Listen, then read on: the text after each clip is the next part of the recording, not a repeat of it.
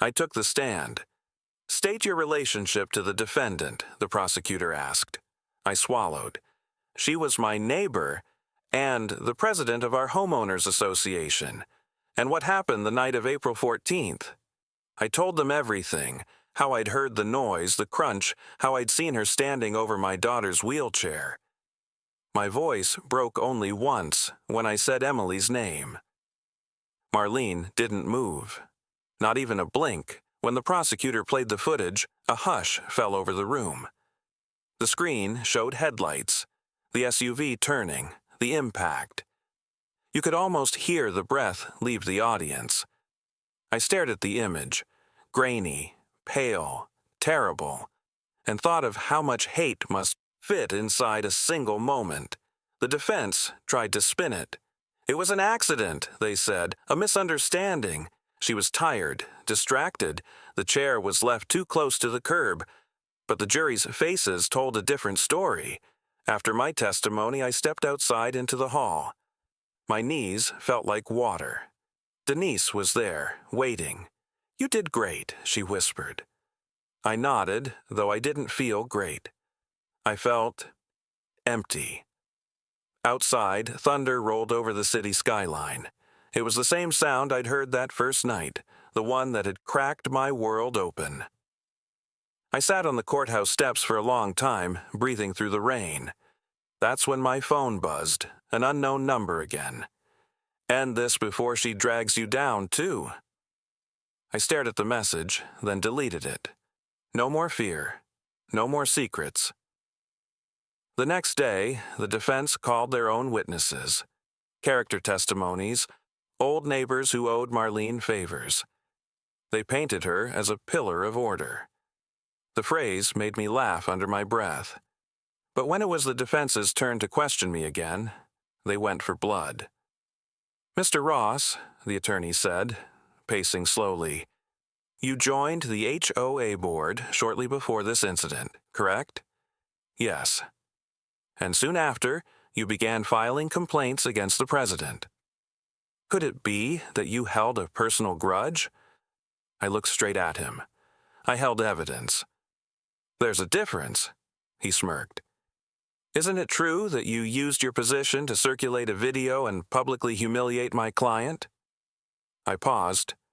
The courtroom went silent. "Finally," I said, "I circulated the truth. And if that humiliates someone, maybe they should have lived differently." Even the judge raised an eyebrow. That night, I couldn't sleep. Emily was at my sister's house. I was alone. I poured a drink, then another, watching the ice melt. The weight of everything hit at once, months of holding back, being careful, being civil. Part of me wanted to see her punished, not for the ramp, not for the rules, for the look she gave me that night like we were beneath her. I imagined standing in front of the court again, telling them how she'd smiled as my daughter's freedom lay crushed. The thought made my hands tremble. Then I glanced at the photo on the wall. Emily in her teal wheelchair, paint on her fingers, grin wide. She didn't need revenge. She needed peace. So I poured the rest of the drink down the sink. 2 days later, closing arguments. The prosecutor's voice cut through the courtroom. "This case isn't about property. It's about dignity, a child's right to live without fear. The defendant chose cruelty over compassion, and that choice has consequences." When it was the defense's turn, Marlene's lawyer stood slowly. He talked about stress, about community responsibility, about misunderstanding, but near the end, something unexpected happened. He turned to her and said, "Mrs. Halpern, would you like to address the court?" Marlene hesitated. Then she stood. Her voice was small. I didn't mean to hurt anyone. I was trying to protect our neighborhood. It got out of control." She looked at me for the first time. "I'm sorry, Mr. Ross." For everything, it wasn't much, but it was the first true thing I'd heard her say. The judge recessed for deliberation. Outside, reporters gathered. Cameras flashed. Someone asked, "Do you think she deserves jail time?" I stopped, the microphone inches from my mouth. I could have said yes. I could have fed the storm. Instead, I said, I think she deserves a chance to learn what empathy feels like. The clip went viral that night, not because it was dramatic, but because it was honest. When the verdict came, the courtroom was silent. On the charge of vandalism and destruction of medical equipment, guilty. On the charge of harassment, guilty. On the charge of arson, insufficient evidence. Sentence: 1 year in county jail, 5 years probation, mandatory community service, community service. The irony nearly made me laugh. Marlene nodded once, expression unreadable. The bailiff guided her out. As she passed me, she whispered, "Thank you." And for a moment I wasn't sure who she was thanking, for my silence, for my restraint, or for not letting her define the end of our story. That night I drove home in quiet rain. The house lights glowed warm. Emily was awake, waiting. Did they make her go to jail? She asked. Yes, I said softly. But she'll also have to help build things, ramps, paths, maybe even playgrounds. Emily smiled sleepily. That's good. Maybe she'll build something nice. I kissed her forehead. Maybe she will. Outside, thunder rolled again, but this time it sounded like applause. The morning after the verdict, I woke to silence. Not peace, just silence. The kind that feels too heavy, like the world is holding its breath. The house smelled faintly of rain and wood polish. The sunlight came in thin gray ribbons through the blinds. For months, I had dreamed of this day. The day justice would be served. The day balance would be restored. But as I stood in my kitchen staring at the half-empty mug of coffee, I realized something strange. Justice didn't feel like victory. It felt like a hollow echo. I drove to the community park later that day, the same one Marlene had once threatened to fine people for using without a permit. Now it was filled with laughter. Children ran between the swings, parents chatted on benches, and a new wooden ramp gleamed in the sunlight. Fresh paint, smooth railings, perfect slope. I sat there for an hour, watching strangers use something my daughter once couldn't. A man approached, holding a clipboard. He wore a county badge and a tired smile. "You're Mr. Ross, right?" I nodded. He extended a hand. "Name's Avery. I was assigned to oversee community accessibility projects after the trial. Heard you had a hell of a story." I gave a weak laugh. "Yeah, not one I ever wanted to write." He gestured toward the ramp. "We're planning to rebuild 3 more next month. Thought maybe you'd want to consult." "Paid work, of course," I blinked. "You want me to help design them?" "Who better?" he said simply. "You know what people actually need." I didn't answer right away. I just looked at the ramp, how it caught the light, how smooth it looked compared to the jagged boards Marlene had once mocked. Then I said, "Yeah, I'll do it." That evening, I found Emily in her art room, brush in hand, wheelchair parked near the window. She was painting something abstract, all blues and whites and gold streaks. "What's that one called?" I asked. She grinned. "It's called Freedom with Training Wheels." I laughed, but something about the title stuck with me. She looked up. "Did you forgive her dad?" The question hit me harder than I expected. "I'm trying," I said finally. "It's hard to forgive someone who hurt you on purpose. But hating her doesn't make me feel better. It just makes me tired." Emily nodded, like she already understood. "She's going to help build ramps now, right?" "Yeah." "Then maybe that's how she learns," she said. "People change when they have to build what they broke." I froze. It wasn't just a child's wisdom, it was something deep, something true. Weeks passed. The HOA board held elections again, and I stepped down as chair. I'd done what I came to do. The system had been cleaned, the bylaws rewritten to protect instead of punish. Still, the night I turned over the gavel, I lingered a little too long in that meeting hall. The chairs stacked neatly, the smell of coffee and printer ink, the hum of the fluorescent light. It felt like closing a chapter of my life I never meant to start. One of the new board members, a young woman named Priya, stopped me at the door. "You did good work here, Daniel," she said. "Most people would have burned the place down. You built something instead." I smiled faintly. "That's because I had to live here after." She laughed softly. "Still, you gave people hope." A month later, I received a letter. No return address, no stamps, just dropped off in my mailbox. I knew the handwriting instantly.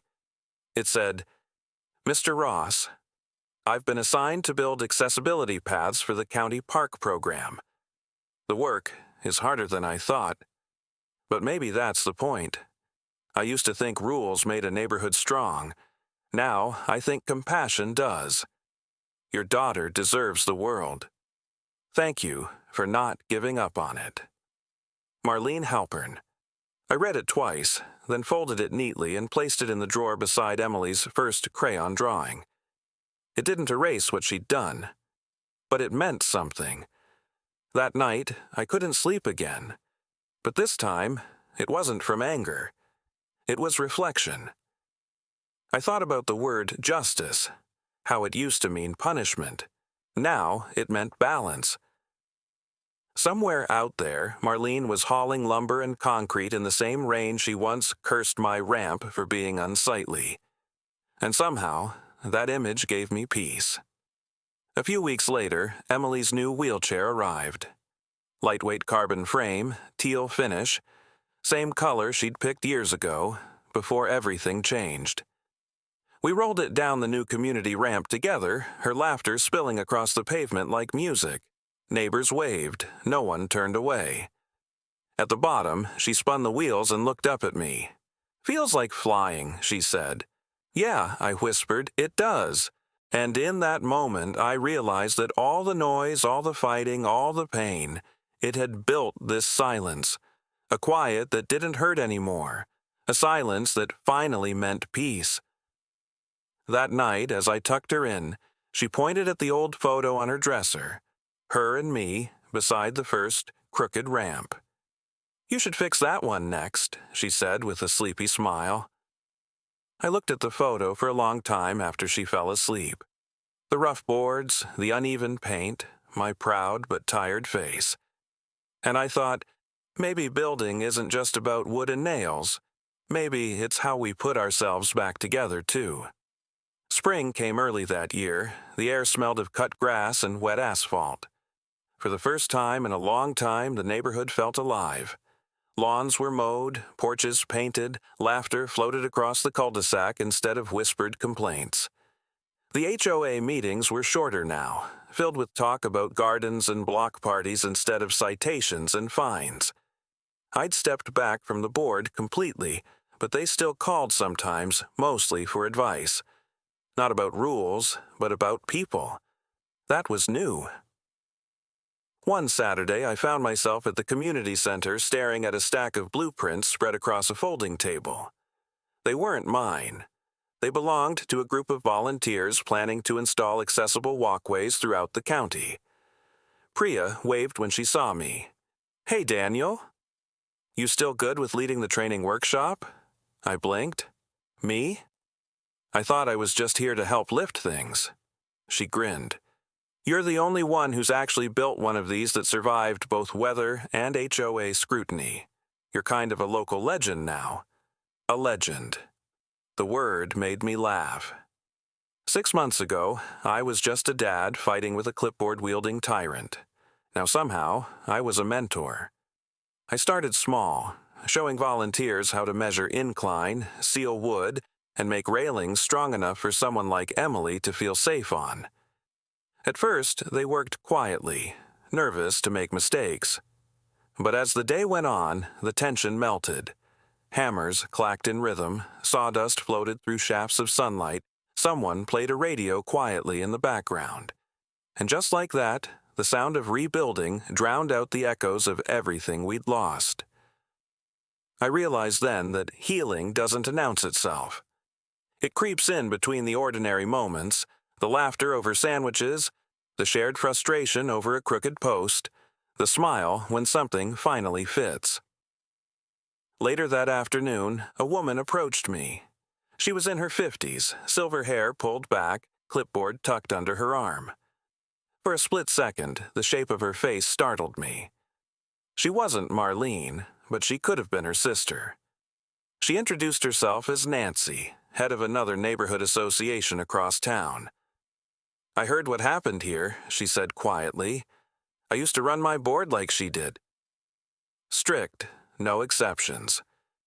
But seeing the news, hearing about your daughter, it made me rethink things. She glanced at the ramp we'd built. "We're adding these next month. For free. No more votes, no more forms. Just basic decency." I felt something shift inside me. Something lighter. Maybe this was what real justice looked like. Not punishment, but ripple. At home, Emily was flourishing. She'd started taking art lessons online, even selling her prints to raise money for wheelchair repairs for other kids. She called her project Rolling Colors. Every piece had streaks of teal somewhere, her signature. One night, I found her packaging a print to mail. She smiled without looking up. "This one's going to the hospital that helped me walk again." "You mean roll again?" I teased. She giggled. "Same thing, Dad." I looked at the painting before she sealed it. A small ramp leading to a door flooded with light. Beneath it, in her messy handwriting, she'd written, "Freedom is a ramp someone cared enough to build." I had to turn away before she saw my eyes. Weeks later, the county invited me to speak at a small civic conference about community reform. At first, I almost declined. I didn't see myself as a public speaker. But Priya insisted. "People listen to lived experience," she said. "They need to hear what compassion looks like when it costs something." So I went. The room wasn't large, maybe 50 people, but when I walked to the podium and saw their faces, I felt the weight of every sleepless night, every bruise of frustration, every silent prayer for strength.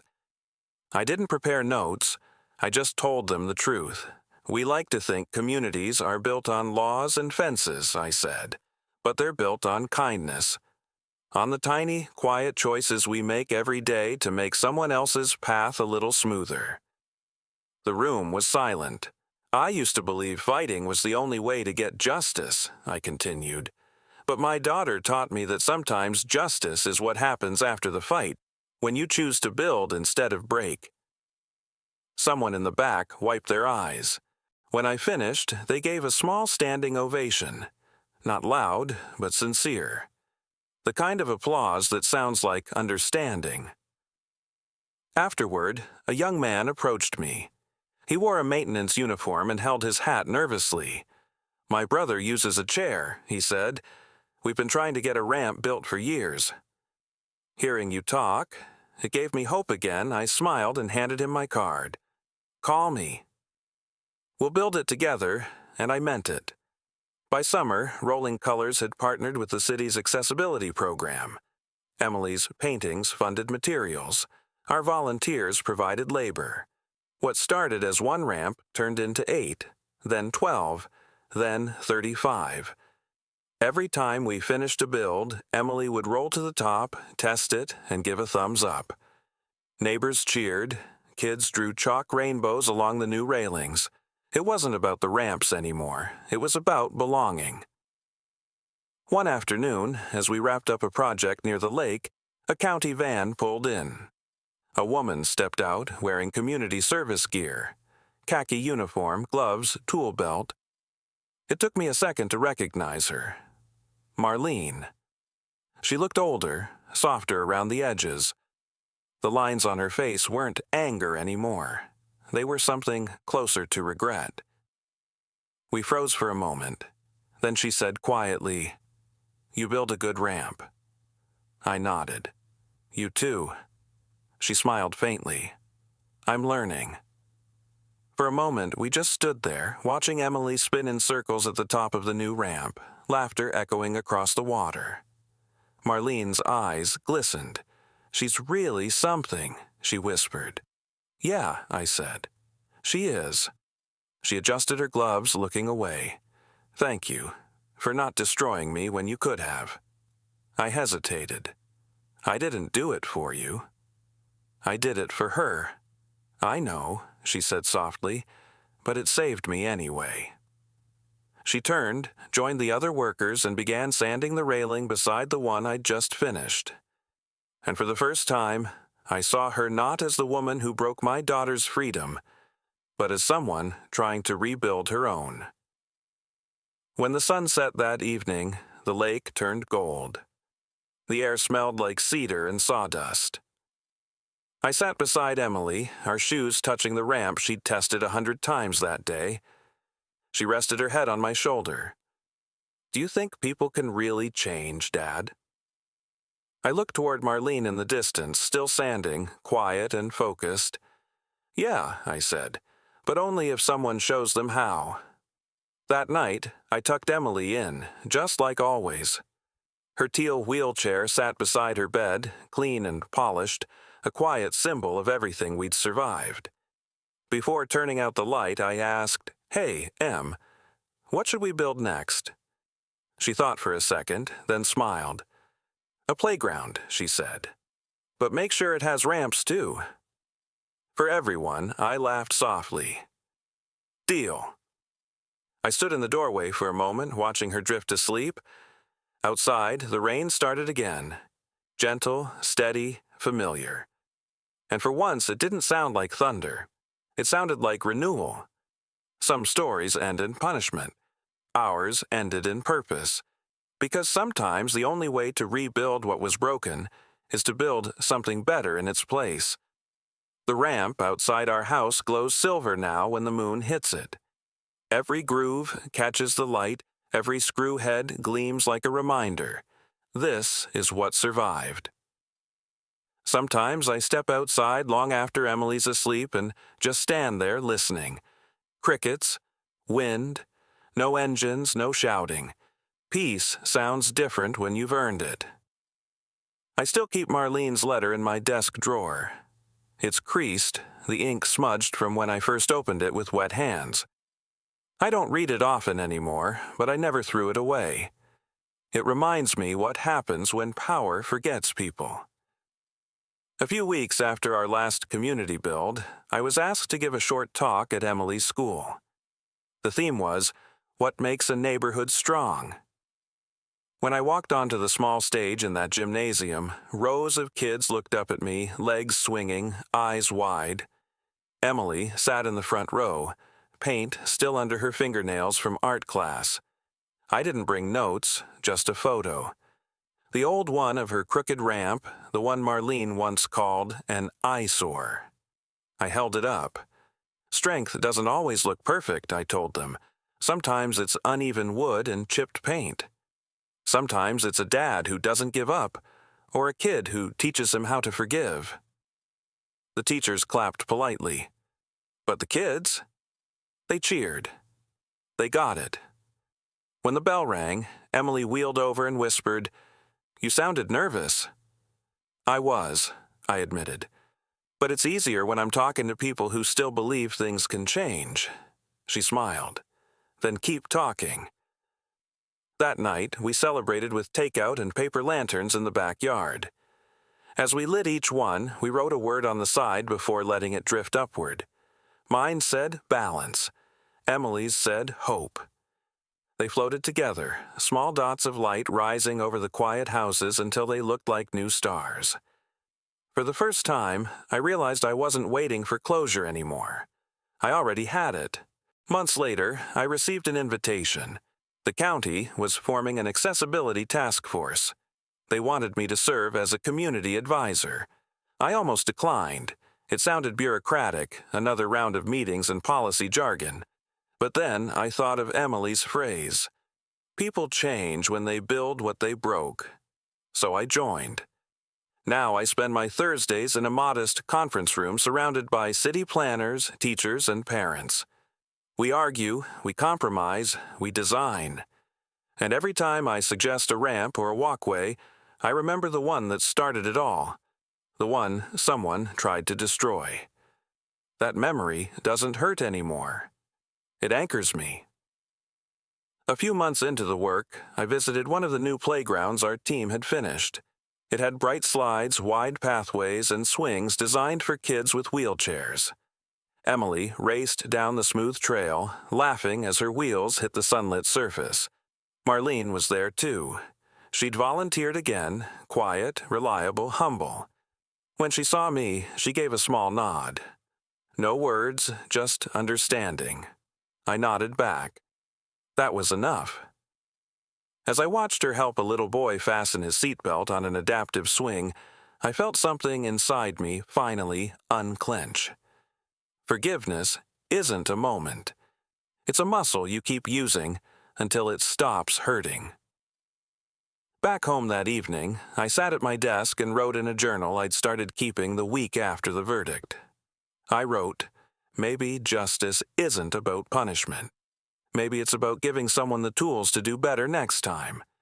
Maybe it's about turning fences into bridges. Then I closed the notebook and looked out the window. Across the street, porch lights flickered on one by one like signals in the dark. For the first time, they didn't look like barriers. They looked like belonging. Emily's art hangs in the City Hall lobby now. One of her teal-streaked paintings framed beside a plaque that reads, "Dedicated to everyone who built instead of broke." Every time I pass it, I smile. Because that's what this story became. Not a fight with an HOA, but a lesson in humanity. A reminder that rules mean nothing without compassion behind them. Last week, a new family moved into the house next door. Their little boy has braces on his legs. His mom came over shyly, asking if she needed to file anything for a small ramp they planned to build. I laughed and handed her the new HOA pamphlet, the one Priya helped write. Page 1, Section 1. Accessibility improvements are encouraged and supported by the community. She read it twice, tears in her eyes. "You really changed things here," she said. I shook my head. "We did." That night, I tucked Emily in again. She's taller now, older. Her hands are steady when she paints. As I turned off the light, she said, half asleep, "Dad?" "Yeah?" "Promise you'll keep building ramps?" I smiled in the dark. "As long as people keep needing them."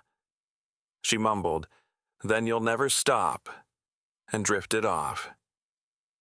I went outside one last time before bed.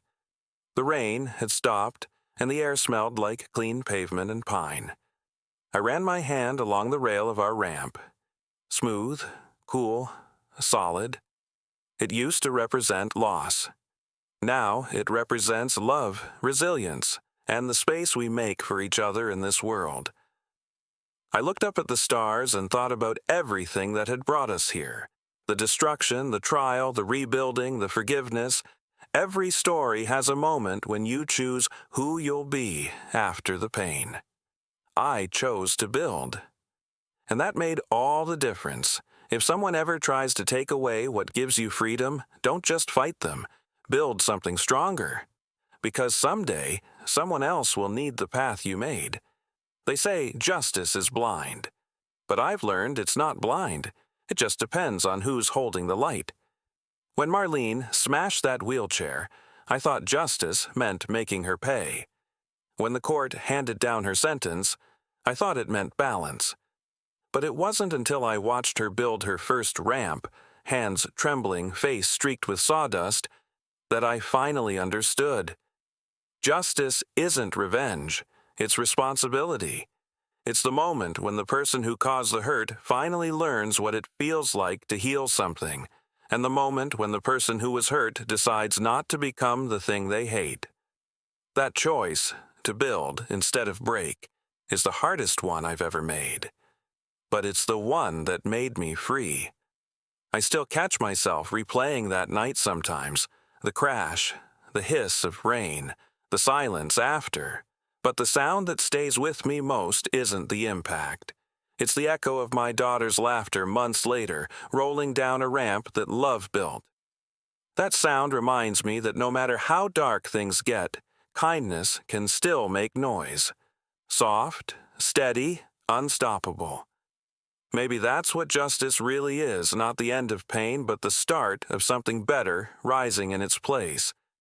So if you ever find yourself standing in the ruins of what someone broke, your home, your trust, your peace, don't let anger be the only thing you build.